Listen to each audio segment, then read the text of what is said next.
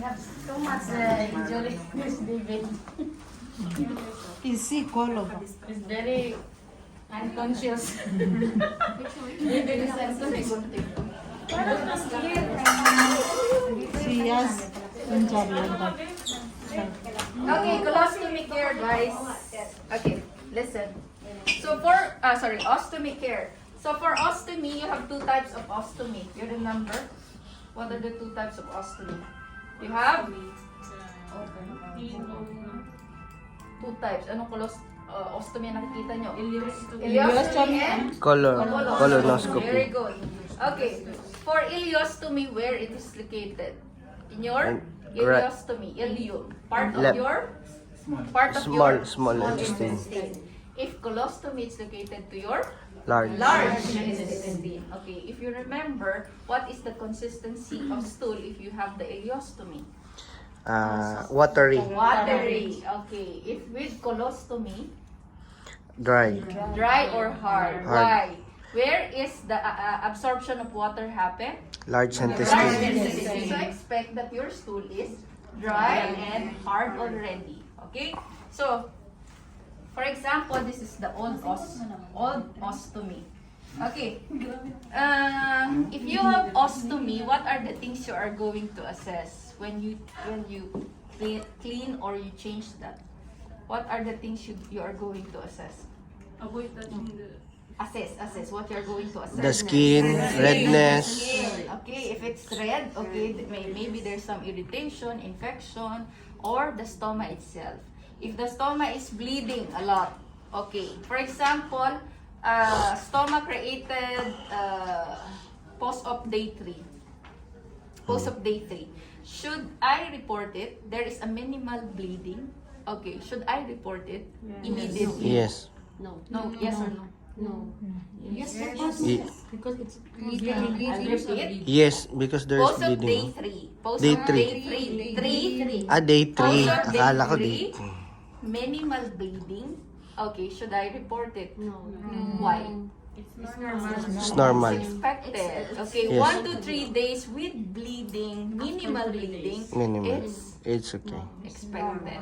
But after 3 days and it's still bleeding, it's abnormal. Yes. Okay. And this one became we have discoloration, bluish discoloration. Should I report it or no? Yes. Yes. Why? Because it is necrotizing.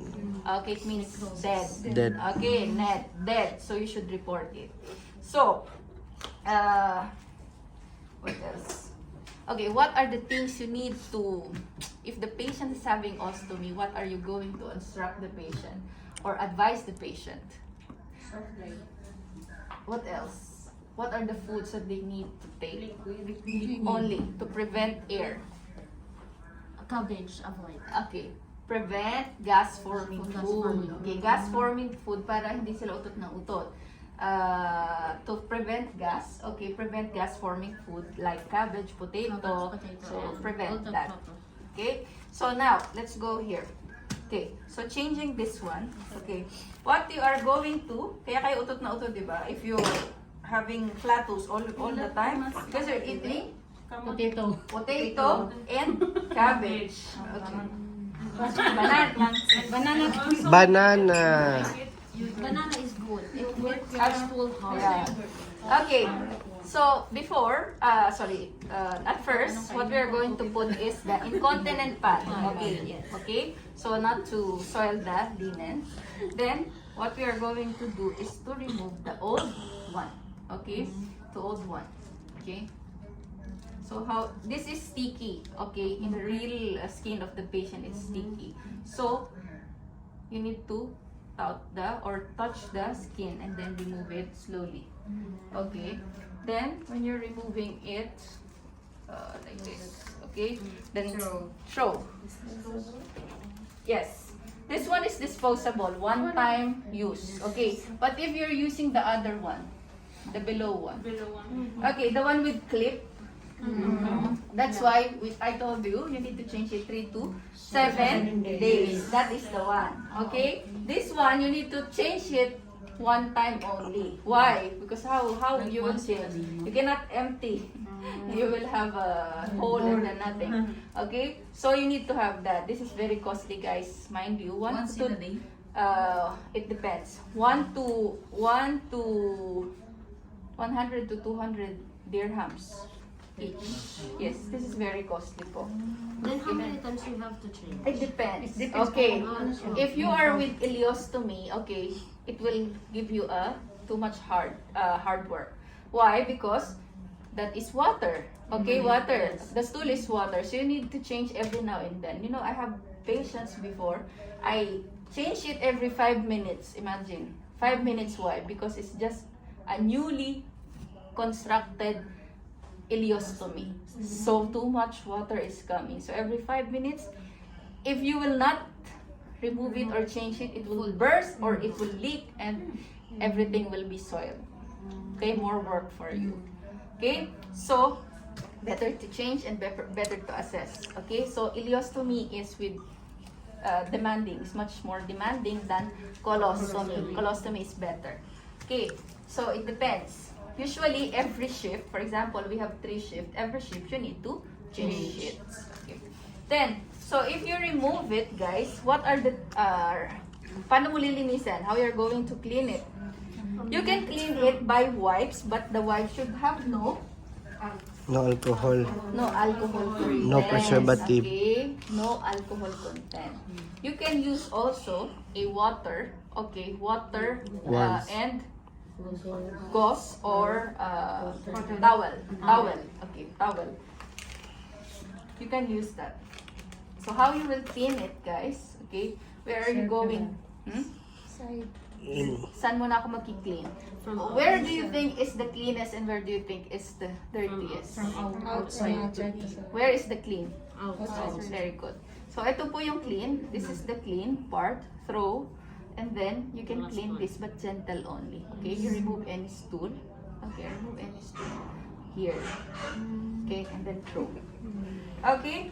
Then after that is you pat dry. Okay, pat dry. So this one will not stick if it's wet. Yes. Okay, so pat dry. Then how to pouch it or how to measure it. So estimate, okay, how big is your stoma? Okay, how big is your stoma? So you cut it using the scissor like this. Okay.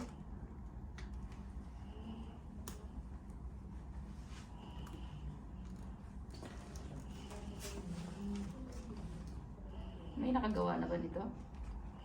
Before? Before no college, but we use plastic for the Plastic. public, yes. Ako hindi ko nakatry Pero ako nito. nakakita ng ganun. Hindi ako Very nakatry. costly, guys, really. But here, you know, they're just throwing these things in the hospital. I don't know. But in Philippines, really, it's There is a very supply costly. from the government also. Yeah. Mayaman kasi sila dito. Gulat na lang ako. So, tapon lang. Okay. So, you need to put it, but you need to remove this layer first. Okay? Okay. Yes. Okay. So this side, okay, this side is on this side. Okay. If your ostomy is here, so you put here also. Okay. So if the patient will put, it will be on the side. Okay. So, so you put it inside. Okay. Then you need to stick it. Stick. Intak na yung tae niya. Nalagala niya. Stick. Yan. Okay? Like that. Okay? Miss, what is the alternative? Like for example, while we are cleaning, because it will it's not take that much time, but there are times that when they do cleaning, then suddenly they will pull like that. What we can do? We can cover it while cleaning, or Yes. Yes. we can do You the can. ghost pad, right? You can do that. Me, I'm putting only like Yeah, this. ghost pad. Like this. Yeah. Then while cleaning, Because if it's you like are not your covered it, really your sometimes- anus. Yes. It's like your anus only. Consider Sometimes this it's suddenly, anus. yeah. Yes.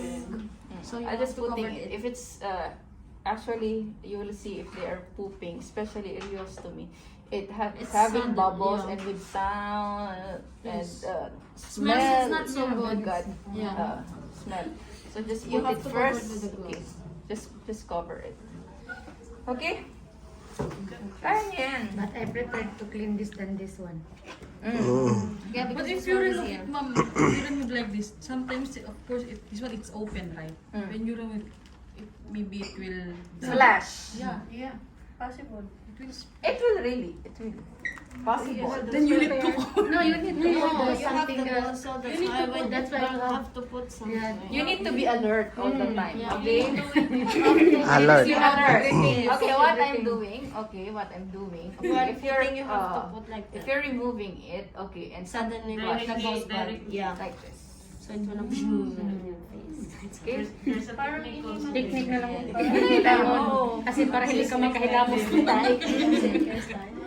Because sometimes when it gets also strong, it's very Very unconscious na talaga. Okay, what's the reason why the patient is not feeling I'm pooping? What's the reason? It's not feeling I'm peristalsis is the person. why? Because there's no Nerves. no No sensation. there's no muscle. Muscle. There's no sphincter. Sphincter. You Okay, have muscle internal sphincter. and Yeah. external External sphincter, sphincters. right? Yeah, Okay, you can control your poops, right? Because of the sphincter, and you can feel that you want to poops because of your sphincter. Sphincters. But this part, no sphincter, no muscle. That's why they are not feeling that they want to poop. That's why it's our responsibility to check, guys. But there's a but. But not all the time you are the one who will change this. Okay, why? Because you can instruct the patient to do it by himself. Themselves. Why? Because when he go home, He will do it by okay, himself. he will do it by himself. Okay? So, tell or Yes. teach the patient. For us, 1 to 2 days, okay? Because I don't want to do it every time. I'm not lazy, guys. I'm not lazy. Okay? If you will ask my colleague, I'm not lazy. But I'm always teaching the patient about these things. Okay, why? Because I want them to learn, and I don't want them to become dependent to me. Okay, especially other nationality. If you are doing everything for them, oh my God, they will make Yes. you Slaves. life miserable. They are abusing. Yeah, they will